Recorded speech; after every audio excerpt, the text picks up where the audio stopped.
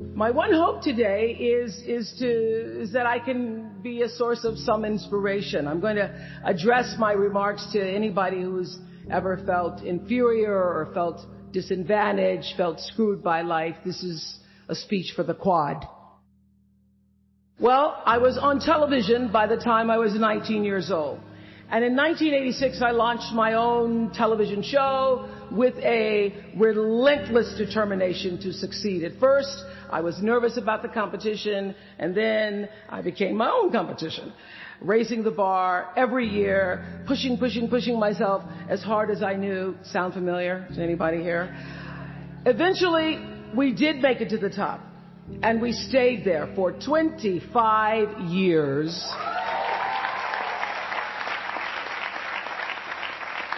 The Oprah Winfrey Show was #1 in our time slot for 21 years. And I have to tell you, I became pretty comfortable with that level of success.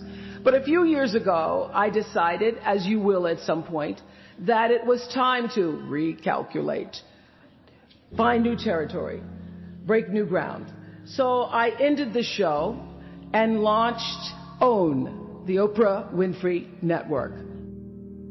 1 year later, after launching OWN, nearly every media outlet had proclaimed that my new venture was a flop. Not just a flop, but a big, bold flop, they call it. I can still remember the day I opened up USA Today and read the headline, "Oprah not quite standing on her own." It really was, this time last year, the worst period in my professional life. I was stressed and I was frustrated, and quite frankly, I was embarrassed. It doesn't matter how far you might rise. At some point, you are bound to stumble, because if you're constantly doing what we do, raising the bar, if you are constantly pushing yourself higher, the law of averages, not to mention the myth of Icarus, predicts that you will at some point fall. And when you do, I want you to know this, remember this: there is no such thing as failure. Failure is just life trying to move us in another direction. Now, when you're down there in the hole, it looks like failure. So this past year, I had to spoon feed those words to myself. And when you're down in the hole, when that moment comes, it's really okay to feel bad for a little while. Give yourself time to mourn what you think you may have lost. But then, here's the key: learn from every mistake. Because every experience, encounter, and particularly your mistakes, are there to teach you and force you into being more of who you are. And then figure out what is the next right move. And the key to life is to develop an internal, moral, emotional GPS that can tell you which way to go. But the challenge of life, I have found, is to build a resume that doesn't simply tell a story about what you want to be, but it's a story about who you want to be. It's a resume that doesn't just tell a story about what you want to accomplish, but why. A story that's not just a collection of titles and positions, but a story that's really about your purpose. Because when you inevitably stumble and find yourself stuck in a hole, that is the story that will get you out. What is your true calling? What is your dharma? What is your purpose? For me, that discovery came in 1994 when I interviewed a little girl who had decided to collect pocket change in order to help other people in need. She raised $1,000 all by herself, and I thought, well, if that little 9-year-old girl with a bucket and a big heart could do that, I wonder what I could do. So I asked for our viewers to take up their own change collection, and in 1 month, just from pennies and nickels and dimes, we raised more than $3 million that we used to send one student from every state in the United States to college. And Together, we built 55 schools in 12 different countries and restored nearly 300 homes that were devastated by Hurricanes Rita and Katrina. So the Angel Network, I've been on the air for a long time, but it was the Angel Network that actually focused my internal GPS.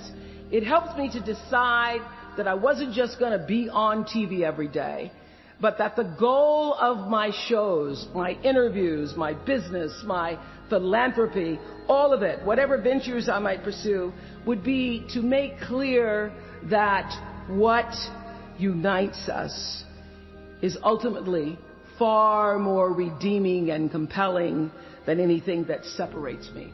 Because what had become clear to me, and I want you to know, it isn't always clear in the beginning, because as I said, I've been on television since I was 19 years old.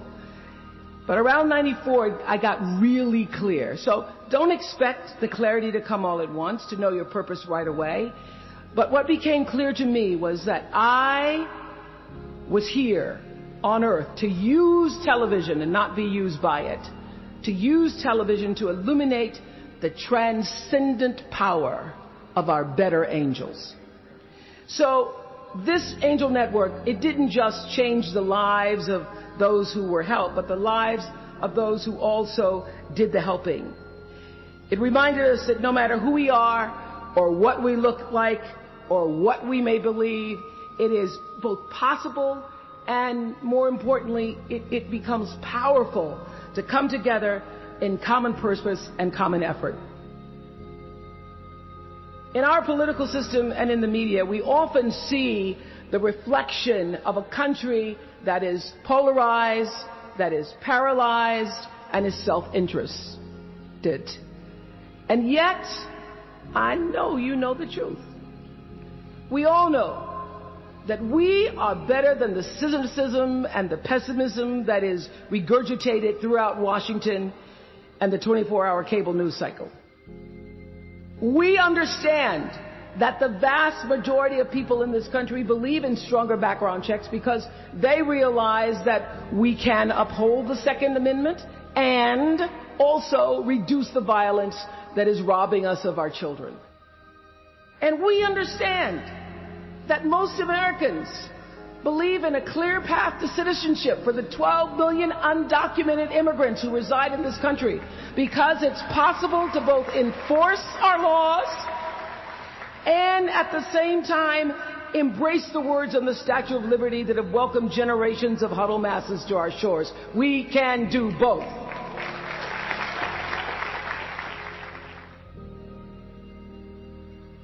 The point is, your generation is charged with this task of breaking through what the body politic has thus far made impervious to change. Each of you has been blessed with this enormous opportunity of attending this prestigious school. You now have a chance to better your life, the lives of your neighbors, and also the life of our country. When you do that, let me tell you what I know for sure. That's when your story gets really good. Maya Angelou always says, when you learn, teach. When you get, give. That, my friends, is what gives your story purpose and meaning.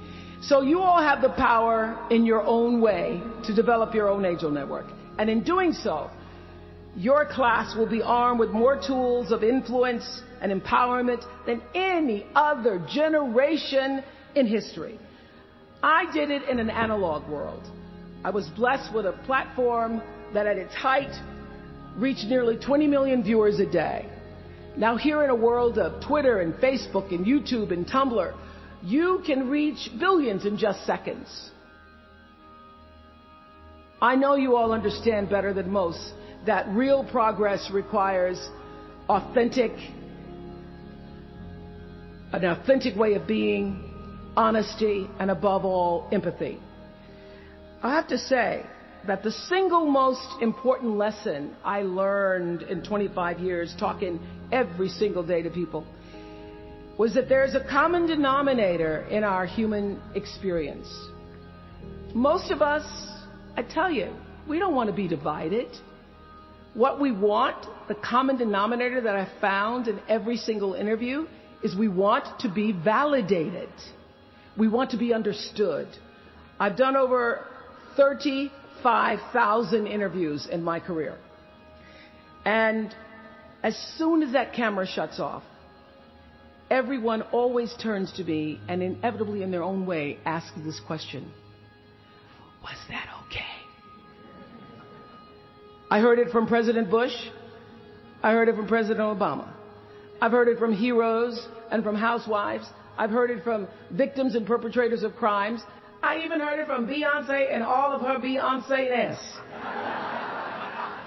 She finishes performing, hands me the microphone and says, was that okay? Friends and family, yours, enemies, strangers, in every argument, in every encounter, every exchange, I will tell you, they all want to know one thing. Was that okay? Did you hear me? Do you see me? Did what I say mean anything to you? So whether you call it soul or spirit or higher self, intelligence, there is, I know this, there's a light inside each of you, all of us, that illuminates your very human beingness if you let it. No matter what challenges or setbacks or disappointments you may encounter along the way, you will find true success and happiness if you have only one goal. There really is only one, and that is this: to fulfill the highest, most truthful expression of yourself as a human being. You want to max out your humanity by using your energy to lift yourself up, your family, and the people around you. Theologian Howard Thurman said it best. He said, don't ask yourself what the world needs. Ask yourself what makes you come alive, and then go do that. Because what the world needs is people who have come alive. From time to time, you may stumble, fall. You will for sure count on this. No doubt. You will have questions and you will have doubts about your path. But I know this: if you're willing to listen, to be guided by that still small voice that is the GPS within yourself, to find out what makes you come alive, you will be more than okay. You will be happy. You will be successful. And you will make a difference in the world.